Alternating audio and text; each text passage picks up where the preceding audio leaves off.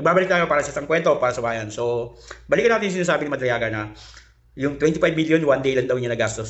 So, masyado pa siyang nagyabang dahil si BP Inday daw, 11 days, yung 125 million. Tapos, siya, 25 million daw, one day lang. So, kumbaga, hindi ako abogado, hindi rin ako ano. Madali lang patunayan yan eh. Hindi ako abogado, pero napakadali lang yung inaano niya. So, talagang ano, di ba? May resibo, di ba? Kung nag-spend ka talaga ng 25 million, sinabi naman niya, meron siyang resibo, nakatabi lang sa isang araw. At kung ano binili, di ba? At kung ano binili, at kung saan binili, saan store, nandiyan na lahat yan. Kasi itong mga to, sanay ito sa mga trial by publicity, itong mga style ng mga kambing. Kaya ginaganyan nila yung script na yan kasi part yan ng trial by publicity. Di ba? Kasi kung talagang sinabi ni Madriaga na nagbigay si BP Inday Sara sa kanya, o di ba, o si PRRD sa kanya ng 25 million. Di ba? 25 million yung sinasabi niya. Unang-una, bago yan nakarating ng kongreso, bago yan nagsalita, kumpleto na yan sa ebidensya. Nandun na yan nakalakip. Di ba? Kasi totoo yung sinasabi mo, kaya ko patunayan yan. Meron pa nga ako resibo, ito mga lahat ng resibo ko. So bago yung sumabak dapat ng doon sa kongreso, kumbaga bit-bit na niya yung mga proof na may dala-dala siyang resibo. Di ba? So bakit hindi niya dinala? Di ba? Kasi yan yung style, trial by publicity. Di ba? Kasi kung talagang confident ka na may binigay siyang pera at ginastos mo one day, yung 25 million na yun, automatic that, di ba? Sinasabi mo nga may proof, di ba? Di ba? Ikaw na magsasabi mismo, oh, ito, again, oh, at ito naman mga itsura na to, ipagmamalaki yan, na ito yung resibo, kung saan niya binili. Oh. Di ba? E di win-win sila ngayon sa taong bayan. Pero hindi naman talaga yun ang intention nila kasi alam naman nila na scripted lang yung mga sinasabi ni Madriaga. Part yan ng style ng trial by publicity. Talagang sisirain lang talaga nila yung mga Duterte. Kasi, di ba? Sisirain nila yung mga Duterte, di ba? Pero nakatuon sila doon sa impeachment ni BP Inday. Gaya na ganyan yung style nila. Style talaga ng mga kambing yan. Dilawan style yan na tactic. Kasi kung talagang, di ba? Part ng affidavit niya na gano'n niya, sinasabi niya gumastos niya one day, 25 million. Unang-una mong hanapin doon sa, bilang abogado niya, biglang nagpresenta sa kanya, di ba? May resibo ka bandala. Di ba? Doon pa lang yan, ilalakit na yung mga resibo niyan. Pero bakit hindi walang dinala? Walang di ba? Kasi, alam naman natin yung style na ganyan, trial by publicity yan. Gano'n na kasimple yun. O di ba? Doon pa nga lang sa painting, napasok na siya eh. O, sinasabi niya, di ba? Bigay ng scholar. Scholar yung pala. Di ba? Scholar ng Taga-Laguna, yung pala. Hindi naman pala Taga-Laguna yung gumawa. Ay, yung nag-paint pala nun, yung anak mayaman na elite pa yun ha. Anak yun, apo ng Gaisano Mall, may-ari ng mga Gaisano. Can you imagine? Tapos ngayon, ang tanga-tangahan ng mga camping, hindi naman daw yun. Okay, sige. Sabihin natin hindi daw yun. Actually, kahit hindi ako abogado, pero doon pa lang pag sinabi niya na sinasabi ng kakamping, hindi naman kasi yun eh. Okay, sige. Sabi na nga natin for the benefit of the doubt.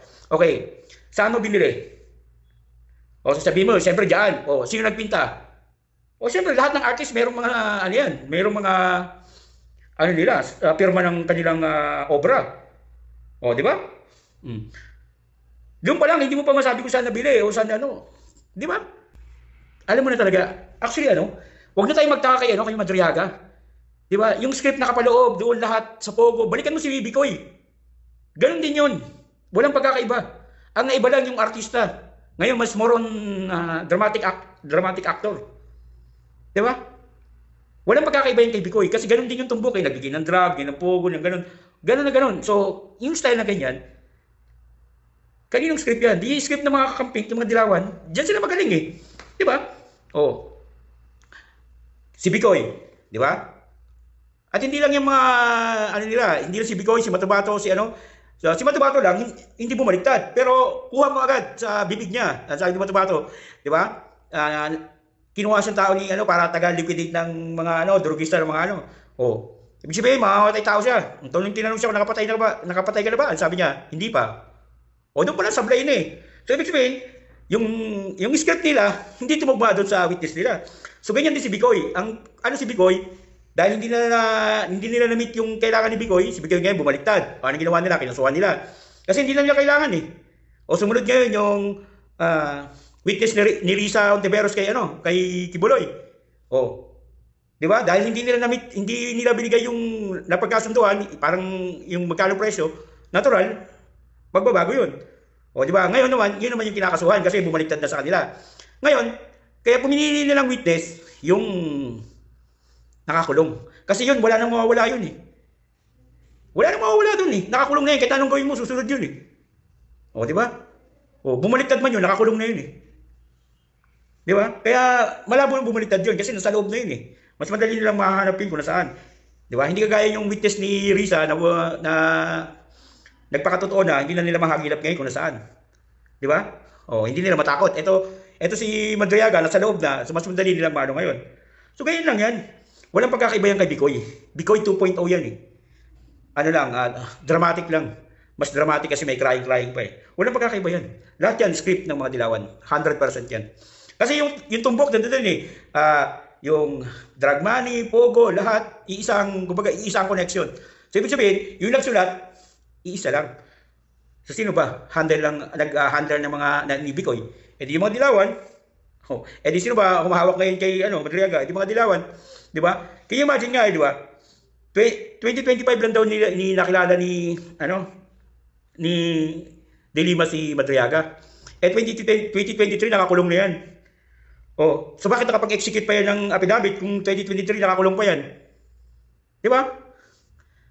So yun yung pagkakaiba sa atin. Pag walang kwenta yung namumuno, maraming gumagawa ng kagaguhan sa bansa natin.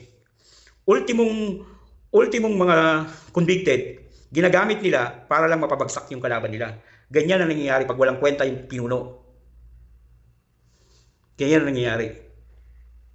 Pag walang kwenta ang pinuno, ganyan ang nangyayari. Can you imagine? Ang 18 Marines, maliwanag yung mga pruweba nila. Lahat ng screenshot, yung picture na nilabas nila, galing lang yon sa screenshot sa video. Ibig sabihin, lahat sila may patunay. Diba? So, mas naniniwala sila kay Madriaga na ang proof ni Madriaga, yung pan sign lang ni BP Sara. Actually, kung talagang kakilala ka ni BP Sara, hindi ka gagawa ng pan sign para batiin lang. Personally, pupuntahan ka o kaya, di ba? Para i-greet ka. Kasi kakilala, magkaano kayo eh. Di ba? So dahil hindi naman kami gago para maniwala sa'yo, di ba?